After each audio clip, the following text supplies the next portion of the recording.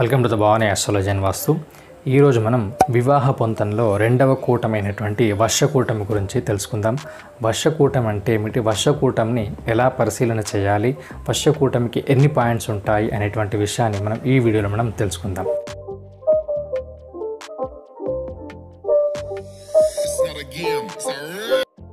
ముఖ్యంగా వర్షకూటమిని కనుక చూసినట్లయితే వీటిలో సఖ్యం, వైరం, భక్షం అని 3 రకాలుగా రాసులకు కారకత్వాలు ఇవ్వడం జరుగుతుంది. మనకున్నటువంటి 12 రాసులను 4 విధాలుగా విభజించాల్సి ఉంటుంది. వాటిలో ముఖ్యంగా చతుస్పాద రాసులు అంటే మేషం, వృషభం, సింహం, ధనస్సు, ఈ 4 రాసులు చతుస్పాద రాసులు అని చెప్పడం జరుగుతుంది. ఎందుకంటే వీటికి 4 కాళ్ళతో ఉంటాయి కాబట్టి వీటిని చతుస్పాద రాసులని అంటారు. తర్వాత నరరాశులు అంటే మిథునం, కన్య, తుల, ఈ 3 రాసులను నరరాశులని అంటారు, అంటే మానవ రాశులని గుర్తుంచుకోవాల్సి ఉంటుంది. తర్వాత జలరాశులు అంటే కర్కాటకం, మకరం, కుంభం, ఈ 4 రకాల రాశులు మనకు జలరాశులుగా చెప్పడం జరుగుతుంది. అట్లాగే 4వ రాశి అయినటువంటి అంటే 4వ భాగంలో కీటక రాశులని ఉంటాయి. ఈ కీటక రాశిలో వృశ్చికం అనేది ఉండడం జరుగుతుంది. ఈ విధంగా 4 రకాలుగా రాశులను విభజించుకోవాల్సి ఉంటుంది. ఈ రాశుల్లో సింహరాశి తప్ప మిగతా రాశులన్నీ నరరాశులకు వశమవుతాయి, అంటే మిగతా రాశులన్నీ నరరాశులకు వశమవుతాయి. జలచర రాశులన్నీ నరరాశులకు భక్షములవుతాయి.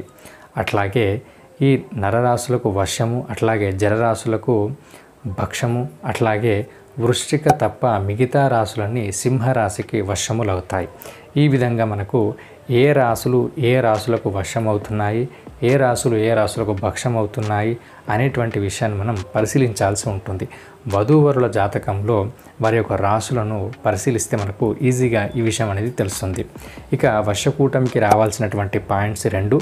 ఆ పాయింట్స్ని ఎలా చూడాలి అనేటువంటి విషయాన్ని కనుక చూసినట్లయితే వధూవరుల జన్మరాశులు పరస్పరం మిత్రత్వం అయితే వాటికి 2 పాయింట్స్ వస్తాయి, అంటే 2 గుణాలనుగా పరిగణించాల్సి ఉంటుంది.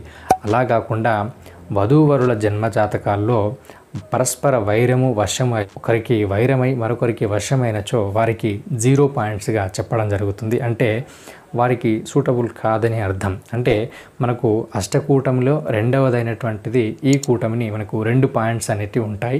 ఈ 2 పాయింట్స్లు అంటే మొదటి పాయింట్ కనుక సరిపోయినట్లయితే 2 పాయింట్స్ వస్తాయి, మరొకరికి వైరమై మరొకరికి వశమైనట్లయితే వారికి 0 పాయింట్స్ అనేవి వస్తాయి. ఈ విధంగా వర్షకూటమిని విశ్లేషణ చేయాల్సి ఉంటుంది. ఈ విధంగా విశ్లేషణ చేసిన తర్వాత ఆ 2 రాశులను పరిశీలించిన తర్వాత ఆ జాతకాలకు ఎన్ని పాయింట్స్ వస్తాయనేటువంటి విషయాన్ని మనం రాసుకోవాల్సి ఉంటుంది. ముందుగా మనకు వర్ణకూటమిలో 1 పాయింట్, వర్షకూటమిలో 2 పాయింట్స్ అనేటువంటివి ఉంటాయి. ఈ విధంగా మనకు చూసుకోవాల్సి ఉంటుంది. తర్వాతి వీడియోలో తర్వాతి అష్టకూటంలో భాగాలనేటువంటి విషయాన్ని తెలుసుకుందాం. మీకు కనుక ఈ వీడియో నచ్చినట్లయితే లైక్ చేయండి, షేర్ చేయండి, సబ్స్క్రైబ్ చేయండి. Thank you for watching this video.